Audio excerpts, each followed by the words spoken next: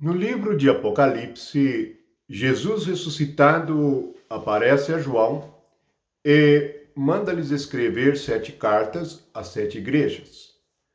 Nas 7 cartas, Jesus revela a situação do futuro, da realidade que aconteceria envolvendo o seu nome por todas as eras. Quando nós lemos a primeira carta, nós percebemos que o vencedor do erro que aparece na primeira igreja recebe uma promessa gloriosa.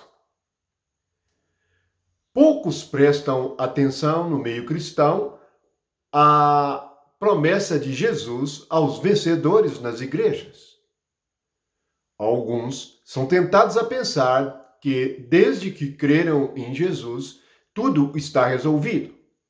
Sim, cremos e recebemos a salvação pela graça de Deus e a salvação eterna no nome de Jesus. Mas quando nós estamos na igreja aqui na terra, nós ainda temos que vencer. Temos que vencer a nossa carne e a carne dos outros. Temos que vencer o mundo e o pecado, por meio da fé que nós recebemos. Veja que na primeira carta, Jesus aponta o erro e aponta o prêmio para o que vencer aquele erro. Qual era o erro de Éfeso? Éfeso tinha abandonado o primeiro amor. No versículo 4 e 5, Jesus diz: Tenho, porém, contra ti que abandonaste o teu primeiro amor. Lembra-te, pois, de onde caíste, arrependa-te e volta à prática das primeiras obras. E se não, venho a ti, e moverei do seu lugar o teu candeeiro, caso não te arrependas. Observe que isto é um aviso e um sinal espiritual muito importante. Sempre que nós falhamos em algo na nossa mente, devemos nos arrepender. Devemos voltar atrás e praticar as primeiras obras, isto é, a obra é a nossa atitude de acordo com o Espírito Santo, de acordo com Jesus. Recordamos que o Espírito Santo recebeu tudo que Jesus fez, desde sua paixão, morte e ressurreição. Tudo está no Espírito, não são que nós recebemos por crermos no nome de Jesus. Mas, estando nós reunidos num lugar como a Igreja do Senhor, nós enfrentaremos problemas. Leia nas 7 cartas e veja quantos problemas haviam nas igrejas. Logo na igreja em Pérgamo, a igreja habitava num lugar onde estava o trono de Satanás. A igreja em Tiatira tinha Jezabel, e ela ensinava a idolatria. E ela, a si mesmo, se dizia profetisa. Veja que na igreja em Sardes, as pessoas estavam contaminando-se com a morte espiritual. Na igreja em Filadélfia, nós somos exortados a permanecer, porque é a única igreja que não há coisas negativas. Mas ainda assim somos exaltados a sermos vencedores, porque mesmo que se estivermos na pureza doutrinária e espiritual, ainda necessitamos de permanecer, pois enquanto estamos aqui na terra, nós ainda estamos sujeitos a influências exteriores, a influência dos homens, dos espíritos malignos e da nossa própria natureza. Na igreja em Laodiceia, Jesus aponta a situação da mornidão espiritual, da fraqueza espiritual e da opinião da igreja sobre si mesma, uma opinião excessivamente positiva, revelando cegueira espiritual. É por isso que Jesus diz a eles para comprarem um colírio para enxergarem. Sim, a igreja precisa de ver, e ver de maneira espiritual. Poucos se importam com os avisos de Jesus e do Espírito nas suas cartas. Este é um aviso para nós. Todos os que creem em todos os tempos deviam estar atentos aos avisos de Jesus à igreja. Há um aviso do Espírito para cada um que crê. E em todas as 7 cartas, para todas as situações negativas e positivas, o Espírito Santo está nos chamando a atenção. Então, a igreja em Éfeso tinha caído. Cair significa deixar uma posição espiritual. Eles caíram do primeiro amor. O amor é o relacionamento entre Deus, que é amor, e aqueles que creem nele. É uma relação de amor. Observe que a igreja é como uma noiva e depois como uma esposa. Esposa e marido é questão de amor. Esse é o significado íntimo do relacionamento entre a mulher e o marido. Por isso, a prostituição, a Grande Babilônia e a prostituição espiritual está sempre rondando, e ela é revelada nas 7 cartas. Observemos que Jesus chama a atenção e diz: se vocês não se arrependerem, eu vou tirar a luz de vocês, e vocês vão andar em trevas, e não saberão mais onde estão e para onde estão indo. Assim, há uma promessa para o vencedor. Se nos arrependermos e voltarmos ao amor de Jesus Cristo, o que acontecerá conosco? Versículo 7. Quem tem ouvidos, ouça o que o Espírito diz às igrejas. Ao vencedor, dar-lhe-ei que se alimente da árvore da vida, que se encontra no paraíso de Deus.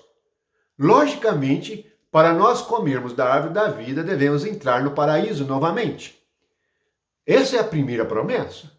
Você já meditou em ser o vencedor, estar no amor e na relação íntima com Deus, sendo a noiva, a esposa do Cordeiro? É para isso que Jesus chamou-nos. Chamou-nos para termos o Senhor como único marido. Este tema é marcado pelos profetas em toda a Bíblia, no Antigo Testamento. Os profetas eram chamados a denunciar a prostituição espiritual. Então, o que somos chamados agora? A voltar a um relacionamento íntimo com o Senhor. Assim o candeeiro não será tirado. É como um castigo. Jesus não dá sua luz para aqueles que estão seguindo outros deuses, outros espíritos, amando outros espíritos além do Espírito Santo. Por isso, ele tem esta promessa.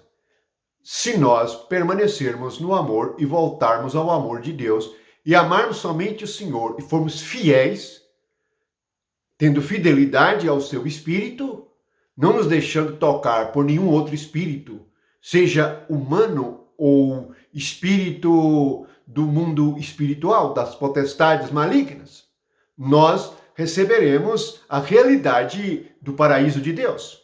Entraremos no paraíso. É voltar ao Éden.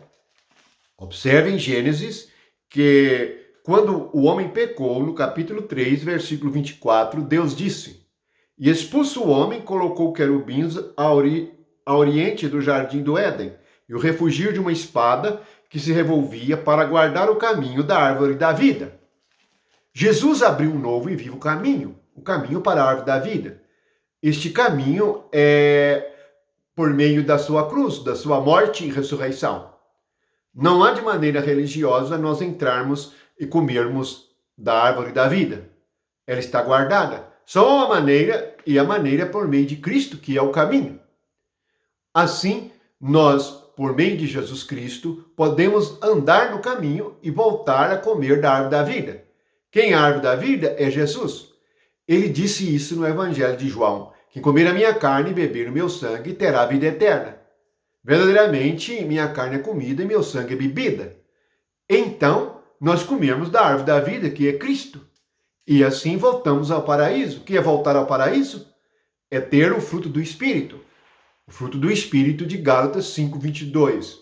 Paz, alegria, justiça, bondade, perseverança, benignidade, domínio próprio. Todas as coisas positivas que há em Cristo, como humildade, simplicidade, tudo que provém da árvore da vida. Esse é o fruto. E nós comemos dele. E então ficamos cheios das coisas do Espírito Santo. Então a nossa alma passa a se mover no paraíso de Deus, na paz do Senhor e na alegria do Espírito Santo. Portanto, há muitas coisas nas quais nós devemos meditar. E são realidades espirituais muito importantes e verdadeiras. Devemos nos arrepender quando caímos. Todos nós falhamos e erramos, mas não somos obrigados a permanecer num caminho que está errado. Nos arrependemos e nos voltamos ao Senhor. Ele mesmo diz, arrependa-te. Arrepender-se é voltar atrás. Então nos voltamos para o caminho que é Jesus Cristo e assim podemos voltar ao paraíso de Deus. Lembre-se, Jesus não nos chamou a nenhuma conduta religiosa, mas nos chamou para voltarmos ao paraíso de Deus e comermos da árvore da vida. Medite nestas palavras e nesta realidade para a qual você foi chamado. Venha comer da árvore da vida. Venha para o paraíso. Não fique no mundo, na morte e no inferno. Não fique sob as influências malignas, mas seja guiado pelo Espírito de Deus. Voltemos ao primeiro amor. Que a graça de Jesus e o amor do Espírito Santo esteja enchendo os nossos corações. Amém.